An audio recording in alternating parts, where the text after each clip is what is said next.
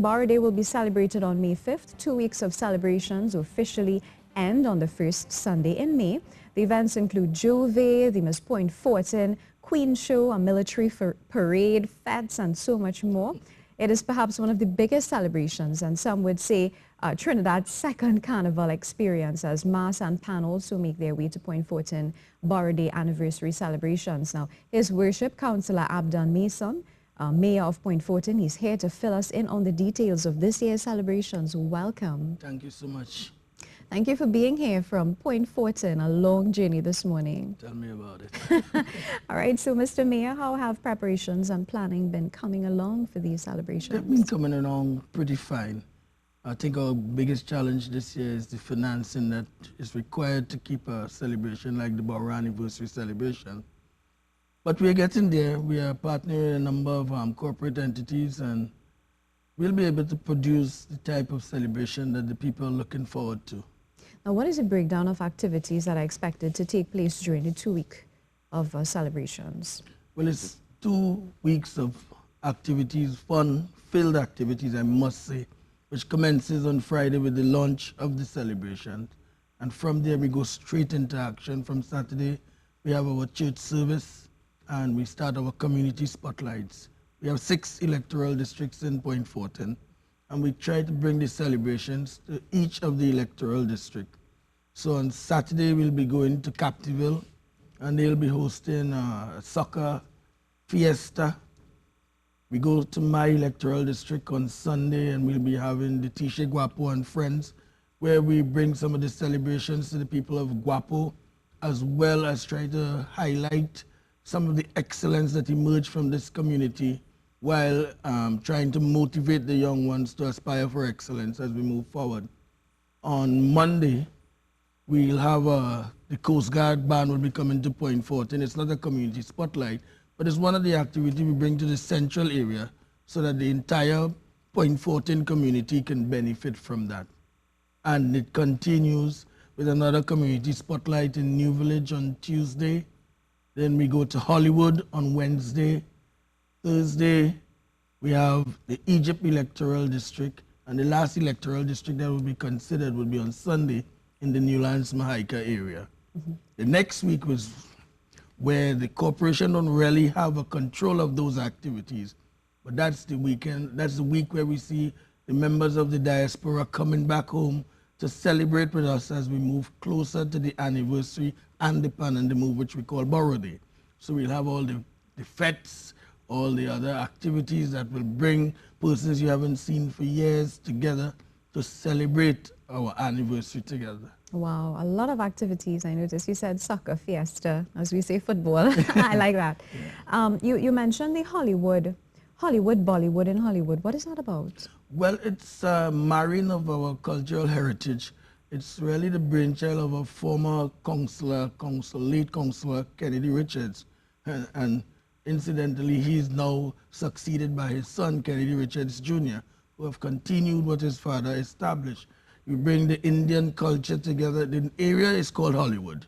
Okay. So we bring some of our, the Indian culture, so you'll see some of the Ravi B and these guys coming down, some of the other local artists like the Crows, like the other Calypsonians and soca artists that we have in Trinidad, and we merge it together. I think it's one of the biggest local shows in the community spotlights that we have in Point Fortin, because while all the other shows may run from maybe 6 p.m. to 11 p.m. in the night, I have never made it to the end of a Hollywood meet Bollywood show in Point Fortin, because once it's midnight and the show is still going on, I have to try to get some sleep. It's one of the bumper activities we have on the schedule. It sounds exciting. It's quite. I understand you have a kids in culture and a youth dance-off competition. I've never heard of those before. Well, the kids in culture, what we've seen in Point Fortin as we move around to the various community groups and schools, that our young people are quite talented. And this is not just synonymous to Point Fortin, but I must highlight the fact that I've seen it in Point Fortin. And dance seems to be part of the expressions. So we have married that into our celebration. So the kids come and they have a whole day to express their talents in drama, dancing, singing. and the dance of the various school groups and the community groups. They have a nice little competition. This year, while in the past we, the corporation itself, coordinated this event because of course, and because of the constraints of finances, one of the community groups, the Talent Quest committee, they have taken over the show and they're running it for us so that it continues to be on the calendar of events, and that helps us, Yes. and we appreciate that. Indeed. And I'm seeing a cookout and reunion. Yes, and that is from my alma mater. I think that one started about 8 years ago. The school piloted this event, one of the cookout events, but it's an opportunity for past pupils from the school to come in, persons you haven't seen for quite some time, and you get to catch up on old times and see how persons have turned out, and we get to eat some food, enjoy some old memories. It's a nice event. And what is Tasarama about? Well, that's quite an exciting event, because we have a number of groups in the southern part of Trinidad that participate in the TASA show. As a matter of fact, Eagle Boys are one of the groups that accompanied our football team to Germany, and they're one of the premier TASA groups in the country. But there are others who think that they're better than Eagle Boys, and they're looking for their German experience as well. So every year we have the Tasarama, and these guys come out and express their talent, and it's quite entertaining to the community. And I understand that you have a Mayor's Anniversary Ball. I prefer to call it an anniversary ball. I don't know why they call it the Mayor's Anniversary Ball. This mayor don't dance, but there is a particular sector of the community that looks forward to this activity every year. So we have to keep it on the calendar. Great. And what is the number? It's 38 years, I understand. 38 years. What is we the became a borough significance? on the 30th of April 1980. I remember that because I was part of the whole activity. But I think we have emerged as a community that is really going to be the change agents of Trinidad. We look back 38 years and remember what the community looked like, what the beaches look like, what the main roads look like. And we can actually track the development of Point Fortin over a 38-year period. It's the 10th council. I'm the 9th person to become a mayor of Point Fortin. And we can see what the forefathers visualized for Point Fortin and how that emerged in the development of our community over the years. I think it's significant. The persons there now who are benefiting from a changed Point Fortin can go back in a historical perspective and see the growth and development of Point Fortin. I think it's important that we recognize that while we are celebrating the anniversary, celebrating Borough Day, we are also celebrating a community that have grown up over the years, and we can actually start seeing what the future can be for Point Fortin. If you recognize, we are producing stars every day.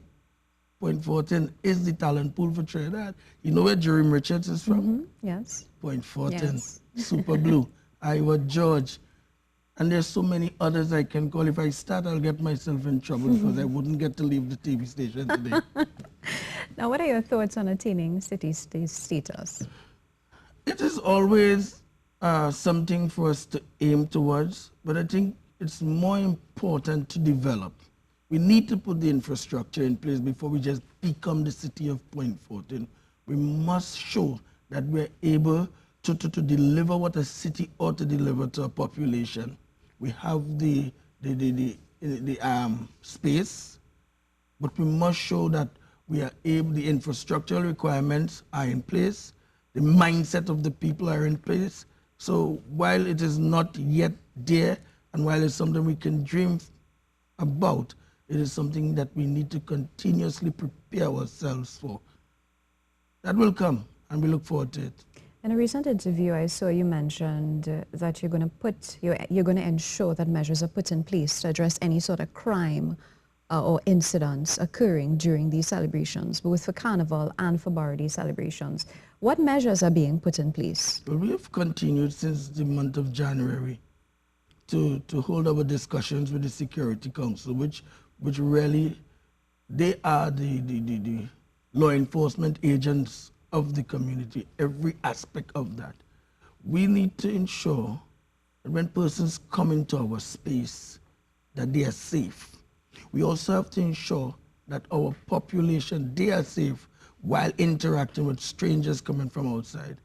We want persons to celebrate with us, enjoy the celebration, and feel safe within that forum. So our conversations, I cannot give you details of things that they are putting in place, and I respect that from my discussions with the agents of the state.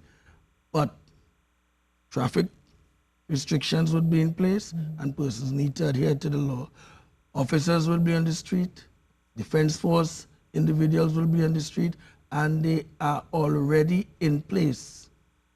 So persons who may have those negative thoughts in mind, we are preparing to treat with that. We want our people safe. We want the strangers to feel safe to come in and celebrate with us.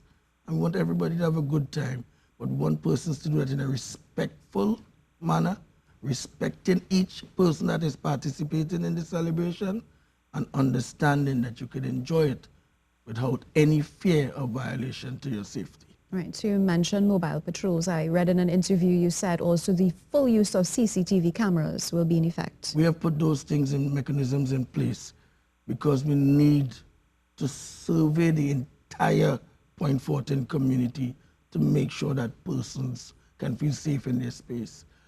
Those CCTV cameras is a great investment, and over the years it have helped to curtail criminal elements and crime in Point Fortin. Will there also be wrecking of vehicles parked illegally?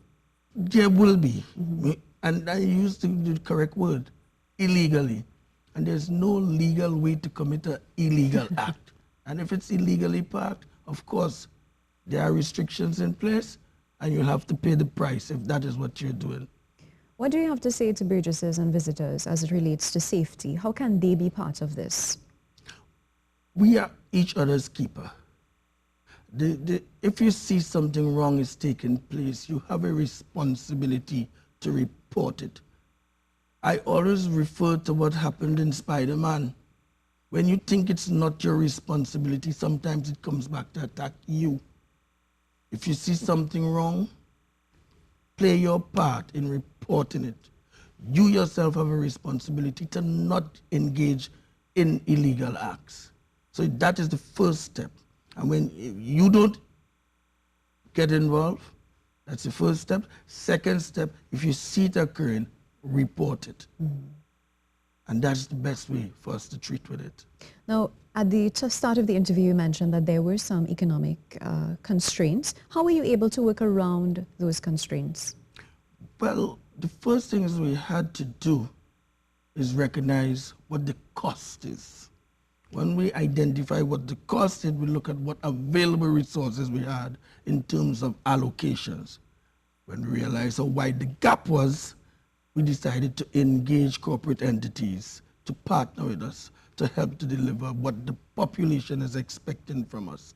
So I must thank people like Angus Stura for wanting to partner with us, people like Carib, Stag, and other agencies who have approached us in some instances to want to be a part of it, and that have helped a long way in helping us to be able to deliver what you're seeing as a calendar of events for the people of Point Fortin and the wider Trinidad and Tobago to benefit from. Would there be anything significantly different about this year's celebrations as compared to years before? Well, we are always of the hope that the celebrations will become bigger every year. It's always, I think for the last 20 years, it is a grand celebration. I think everything about it is going to be tremendous. I don't think we have included anything different to last year because we've used the same template in setting up the celebrations. So the activities will be the same. What we'll see this year, though, for example, the jazz. Yeah, and I heard Fat Rat, the Juve band, is also expected to return. The Juve bands are coming. I am not too familiar with some of the names. Yeah. You mentioned one. I know that the Chocolate City people like to come down to Point Fortin.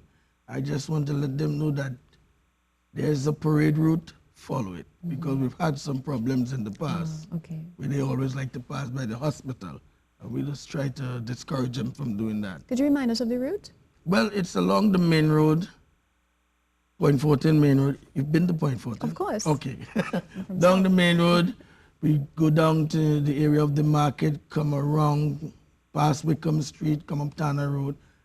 We come back around the Hilo roundabout, around my Dunlop Tornadoes, back up Adventure Road, and you get that circular because once you reach the top of Adventure Road, you're back on the Point Fortin main road, and you can continue that circuit. So word has it that there would be a live concert Yes, there. featuring anybody in particular. Well, I'm certain it's not going to be me. But some individuals, some promoters have come together and they've managed to get Marshall Montano to come to Point Fortin on the 6th. So it's called In the Borough. While I'm not trying to be a promoter, but it's creating quite some excitement. I went to a particular location one day and the guy said, you know, they gave me 200 Marshall tickets and they all sold out. So it's creating some excitement. There are other activities like the Bedrock Fete and their tickets were sold out quite early. Part of the community spotlights this year, we're having Nadia Batson and her band is coming down to Point Fortin. We also have Isasha, Ziggy Rankin, and some of these other big names. They're coming down to Point Fortin to celebrate with us. So while Marshall might be a headliner, there are other great artists that are coming to join us for the celebrations. Great, awesome. What are your closing comments, Mr. Mayor? Well, it's 38 years Borough status in Point Fortin. You've celebrated with us before. We are continuing to present to you a platform for celebration. Come join us. Come celebrate with us. Let's have fun together. Thank you so much for taking the time to be here with us. It was a pleasure, ma'am. Definitely interesting, exciting, and fun chatting with you. His Worship Councillor Abdon Mason, the Mayor of Point Fortin.